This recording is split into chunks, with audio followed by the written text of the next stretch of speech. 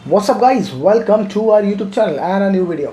तो यार आज हम बात करने वाले हैं एक बहुत ही इंपॉर्टेंट शेयर के बारे में जो कि मेरा फेवरेट शेयर है बिकॉज ऑफ वन रीज़न कि इस शेयर में मैंने बिल्कुल भी ट्रेडिंग नहीं करी। मैंने इस शेयर को उठाया था जब ये 40-50 रुपये के आसपास ट्रेड कर रहा था और उसके बाद मैंने उसमें बिल्कुल भी ट्रेडिंग नहीं करी। मैं इस शेयर को भूल गया। इनफैक्ट मुझे याद ही नहीं था ये शेयर मेरे अकाउंट में पड़ा हुआ है, डीमैट अकाउंट में।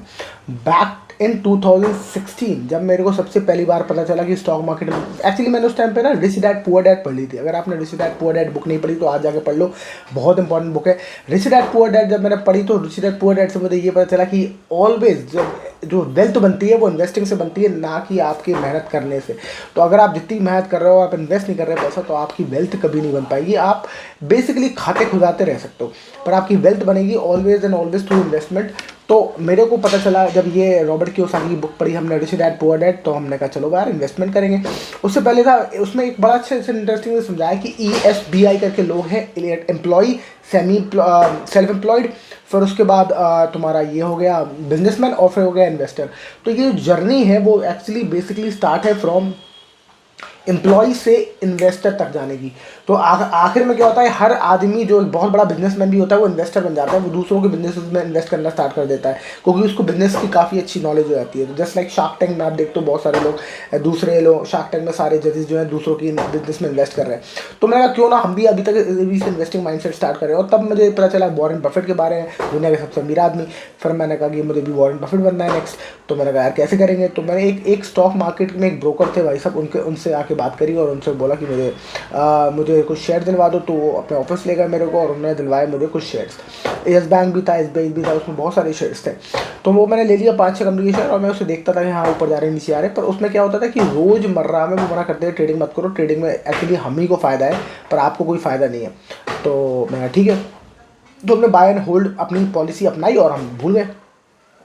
एक टाइम आया कोई, उन्होंने मेरे को एकदम से बोला कि भाई मार्केट में गिरने वाला है। मैंने सब कुछ उन्होंने ऐसे वो टाने, क्या कहते हैं उसको, पैरामीटर टानते ना, वो टेक्निकल एनालिसिस किया उन्होंने, यहाँ से वहाँ यहाँ से वहाँ तारे वो खींची, क्या कहते हैं उसको, बार खींचे और वो लाइनें वाइनें खींच खाच के उन्होंने कहा कि भाई मार्केट गिरने वाला है निकल जाओ उससे।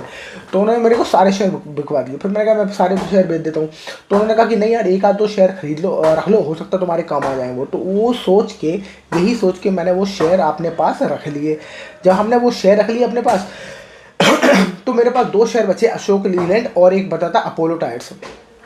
बाकी सारे शेयर से मैं एग्जिट कर गया था और वो 15-20 हज़ार रुपये का इन्वेस्टमेंट था। तो मैंने चलो डले रहने दे, बाद में देखेंगे। अब वो कमाल की बात है, वो वॉपिंग 25-30 हज़ार रुपये के आसपास जो थे इन्वेस्टेड मेरे उस टाइम पे, मैं भूल गया उसको। 2022-23 के बाद मैं जब यहाँ था, अपना पोर्टफोलियो मैंने बना लिया, एक ज़ीरोधा के थ्रू अपना अकाउंट बना लिया और मैं खुद ट्रेडिंग करने लगा और खुद इन्वेस्टिंग करने लगा। तब मुझे पता चला कि मेरा एक और डीमैट अकाउंट है जो चल रहा है SMC के साथ। तो मैंने कहा वो तो मैंने पैसे निकाल लिए थे, मुझे ये याद था कि मैंने पैसे सारे निकाल लिए हैं। तो पता चला कि नहीं भाई 2 शेयर उसमें पड़े हुए हैं और मैंने उसका इन्वेस्टमेंट का अमाउंट चेक करा तो वो हो गए थे वॉपिंग 1,30,000 रुपये। मतलब 25,000 से 1,30,000 रुपये, ऑलमोस्ट 5 गुना 2016 से 10 साल में। तो 8 साल में तुम्हारे पैसे 5 गुना कर दिए 2 शेयर ने, अशोक लीलैंड और अपोलो टायर्स।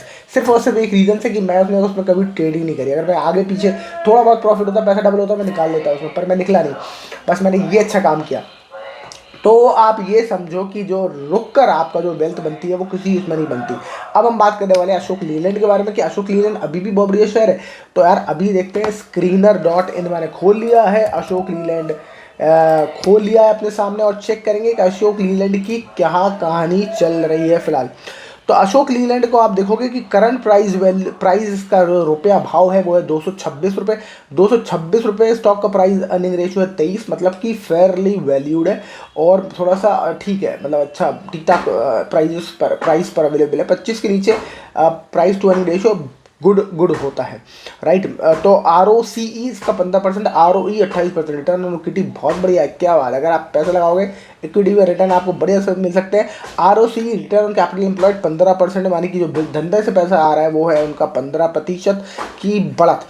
अब देखते हैं कि शेयर कहाँ जा रहा है। अगर हम देखें इसको, हम जुलाई 2024 से अभी तक शेयर थोड़ा सा धीरे धीरे नीचे सरकता हुआ दिखाई दे रहा है और इसका जो टॉप था वो 261 रुपये, 261 रुपीज़ का इसका टॉप था।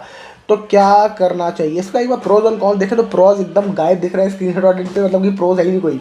कॉन्स दिख रहा है इसका, stock is trading at 6.39 times it book value, मतलब कि थोड़ा सा बुक वैल्यू के हिसाब से महंगा है। इसमें सबसे बड़ी प्रॉब्लम जो दिख रही है प्रोमोटर्स की, वो दिख रही है प्रोमोटर्स ने 30% होल्डिंग उसकी प्लेज कर रखी है। तो 30% होल्डिंग प्लेज करना एक बड़ा अमाउंट होता है। इसके प्रॉफिट में एक बार और चले हैं, ऑपरेटिंग प्रॉफिट क्या हो रहा है, तो भाई ऑपरेटिंग प्रॉफिट तो लगातार बढ़ रहा है। 2014 मार्च, आज से 10 साल पहले 422 करोड़ था, आज 8000 करोड़ पे खड़ी है कंपनी। बहुत ही बढ़िया प्रॉफिट, ऑपरेटिंग प्रॉफिट बढ़ता हुआ इसका। इसके अलावा कैश फ्लोज भी पॉजिटिव है इस बार, 3309 मार्च 2024 के क्वार्टर में। तो ये बढ़िया शेयर होल्डिंग पैटर्न देख लेते हैं। 51% प्रोमोटर के पास अभी भी है, मतलब कि प्लेज करने के बाद जो 30% प्लेज करी है शेयर शेयर आपने प्लेज कर दिए प्रमोटर ने, तब भी उसके बाद 51% होल्डिंग है, मतलब कि जो बचे हुए मतलब टोटल 75% उसके पास होल्डिंग थी, उसमें से 30% तो उसने प्लेज करी है, मतलब बेची नहीं है। That's good.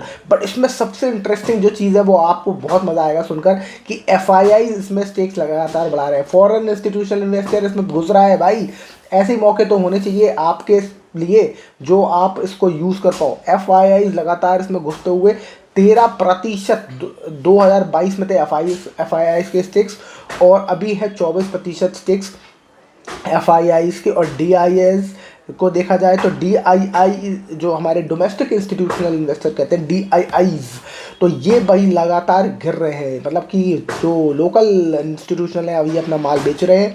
पब्लिक की इसमें होल्डिंग तकरीबन सेम है, 12-11%, मतलब कि पब्लिक की होल्डिंग इसमें कम है, तो इसमें मैं इंटरेस्टेड हूँ। जब भी पब्लिक की होल्डिंग किसी शेयर में कम होती है तो मैं उसमें थोड़ा सा ज़्यादा कान मेरे खड़े हो जाते हैं, क्योंकि पब्लिक जिस चीज़ में घुसती है इसका मतलब ये कि अब ये ले जाने वाले पब्लिक तो ऊपर है नहीं, ले जाएंगे तो फॉरेन इंस्टीट्यूशनल इन्वेस्टर्स ही और बड़े बड़े इन्वेस्टर्स को ऊपर, शेयर को ऊपर। तो अगर पब्लिक घुस गई है तो पब्लिक की औकात तो है नहीं ले जाने की, देखो। और औकात हो जाती है वैसे, अगर आपने एक केस सुना हो तो आपको समझ में आ जाएगा कि एक केस कौन सा केस था वो, जो जिसमें रॉबिनहुड इन्वेस्टर्स जो अमेरिका में हुआ था, उसने लोगों ने हिला दिया था। क्या उसका गेम स्टॉक नाम की कंपनी, उसकी कहानी ज़रूर सुनिएगा, मैंने भी एक कहानी बनाई है गेम स्टॉक के ऊपर, इसमें वीडियो बनाया तो देखना कभी।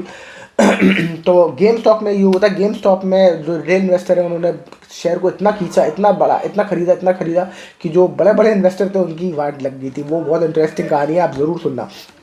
फिलहाल पब्लिक में इसमें 11% की होल्डिंग है और गवर्नमेंट की होल्डिंग भी इसमें 0.007% है। अब मैं क्या कर रहा हूँ, सवाल ये है कि मैं इसमें घुसूंगा या नहीं घुसूंगा। देखो मेरे पास ऑलरेडी 50 रुपये शेयर पड़े हैं, तो मेरे को अच्छा खासा डिसेंट रिटर्न दे रहे हैं।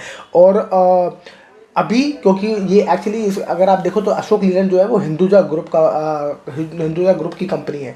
हिंदुजा ग्रुप, अभी इसके ऊपर न्यूज़ भी आई थी कि हिंदुजा ग्रुप के ऊपर केस हुआ था यूके में, जिसमें वो बहुत अनह्यूमन तरीके से अपने एम्प्लॉयज़ को रखते थे अपने किसी घर में, बहुत कम सैलरी देते थे उसको।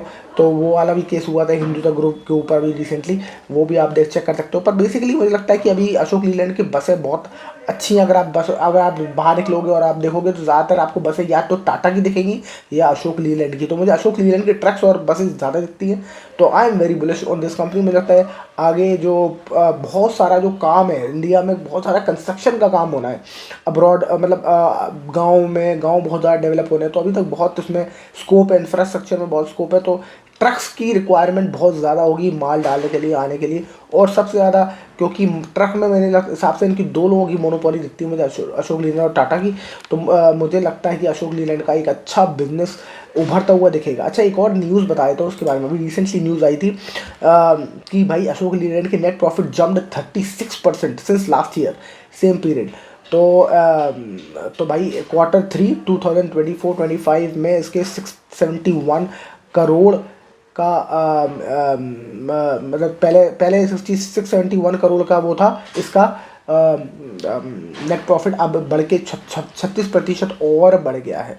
तो ये बहुत बढ़िया चीज़ है जो हम सोच सकते हैं। इसलिए मुझे लगता है कि Ashok Leyland is a very good bat और मैं तो इसमें इन्वेस्ट कर रहा हूँ। अगर ये नीचे से और टनेगा, नीचे और गिरेगा तो मैं थोड़ा सा इसमें अपनी पोजीशन बढ़ा दूंगा। वैसे मेरे पास पुराने शेयर अपने डीमैट अकाउंट में पड़े हैं इंटैक्ट, वो उनको मैं कभी निकालने वाला, और उसके बाद कुछ और भी अपनी पोजीशन बढ़ाऊंगा ज़रूर। आपका क्या सोच रहा है ज़रूर कमेंट सेक्शन में बताया कि अशोक लीलैंड हो सकता है नेक्स्ट मल्टीबैगर। अगर हो सकता है तो भाई जल्दी करो, जल्दी से रिसर्च करो और स्टार्ट करो अपनी investing. That's it for this video. I hope you like the video. If you like, share, subscribe. I will see you in the next video. Thank you so much for watching. Bye bye.